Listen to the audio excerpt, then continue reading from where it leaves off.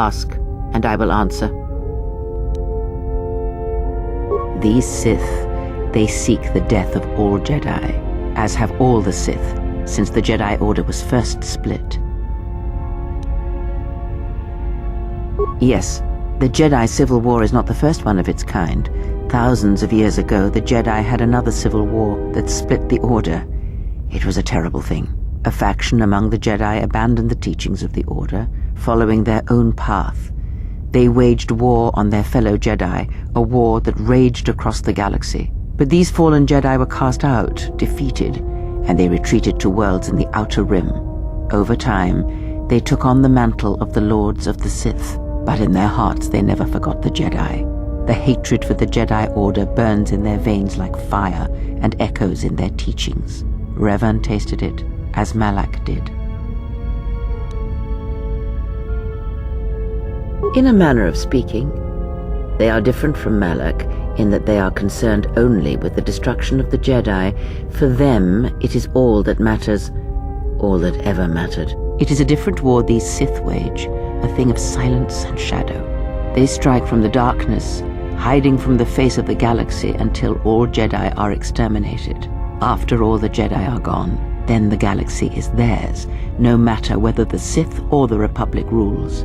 It is the dark side that shall reign, unchecked.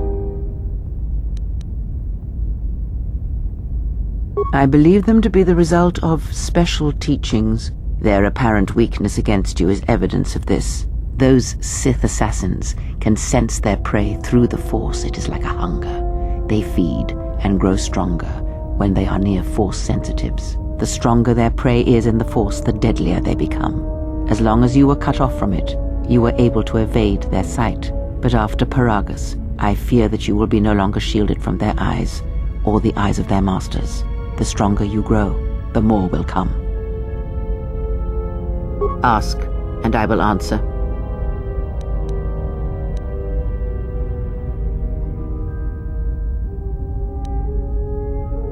Indeed.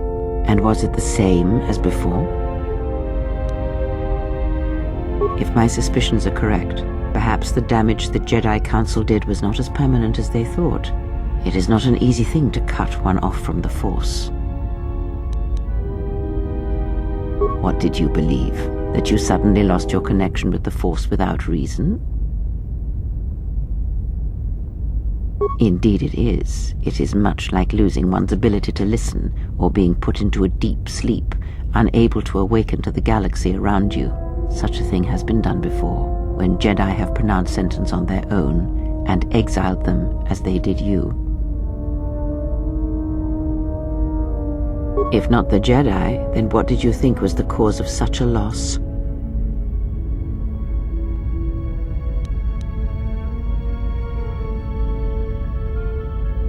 War leaves many scars, but rarely does it blind one to the Force. If anything, conflict and challenge may make the connection stronger, more intense. No matter what horrors you experienced in the war, no matter who you served, it is unlikely that the Force would be lost to you unless another factor was involved.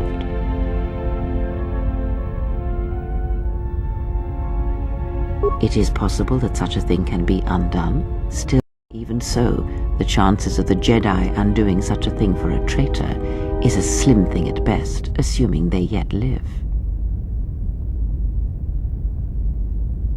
Our link may have had other consequences. Perhaps you can hear the Force again, distantly, through me. If so, then there is hope. I may be able to teach you, train you to feel the Force again, and if you will not allow me to help you, then other Jedi must train you, or undo the damage they have done. Then I am your only hope, as you are mine. We are a sad pair, you and I, to defend the galaxy against such a thing. I offer to train you to become strong again, to know the ways of the Force, and to hear the Force sing within you as it once did. Then our training shall begin. Whenever I travel with you, I shall impart what I can to you through my words and presence. Ask, and I will answer. Much has happened in the galaxy in your absence, and since the defeat of the Mandalorians at Malachor 5. As you know, Revan and Malak went to war against the Mandalorians, and you followed under Revan's banner. As Revan and Malak fought the Mandalorians in battle after battle, they grew to despise weakness, just as the Mandalorians did. In the end, the Mandalorians had taught them through conflict, shaped the Jedi, and turned them into a weapon against the Republic. Revan and Malak, and all the Jedi that served them, turned against the Republic and the Jedi Order. Jedi fought Jedi. Revan was ambushed by the Jedi and captured. Malak continued to wage war in his master's place, inflicting terrible wounds on the Republic. Wounds that bleed still. As all Sith do without a strong enemy, the Sith turned on each other. Revan escaped the Jedi and returned to finish Malak, and that was the end of the Jedi Civil War. No one knows, certainly not I. After defeating Malak, Revan left the Republic, and there are none who know where she has gone. It is said that the Sith remnants turned on themselves after Revan defeated Malak, reducing Korriban to ruin as the Republic still bleeds and struggles for life. Where Revan wanders now, I do not know. It would seem that way from a certain point of view, perhaps. The Jedi Civil War left wounds that have yet to heal. We shall see if the Republic has the strength to survive. A culture's teachings, and most importantly the nature of its people, achieve definition in conflict. They find themselves lacking. Too long did the Republic remain unchallenged. It is a stagnant beast that labors for breath and has for centuries. The Jedi Order was the heart that sustained its sickness. Now the Jedi are lost. We shall see how long the Republic can survive.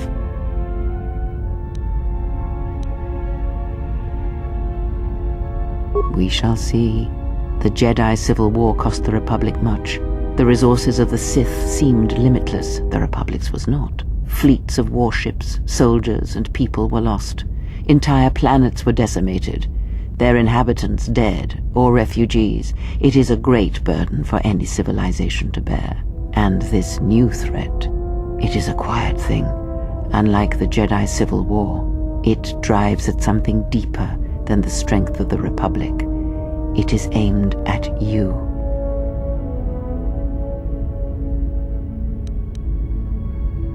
The Republic was never what was important, ever. It was but a shell that surrounds the Jedi, just as the teachings of the Jedi are a shell surrounding the heart of man. You see, the war, the true war, has never been one waged by droids or warships or soldiers. They are but crude matter, obstacles against which we test ourselves. The true war is waged in the hearts of all living things, against our own natures, light or dark. That is what shapes and binds this galaxy, not these creations of man. You are the battleground, and if you fall, the death of the Republic will be such a quiet thing, a whisper, that shall herald the darkness to come.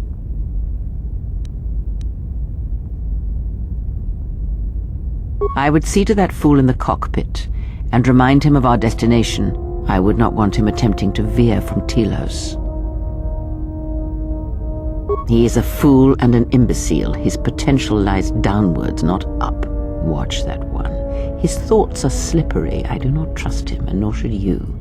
Such a man serves himself first and his allies next.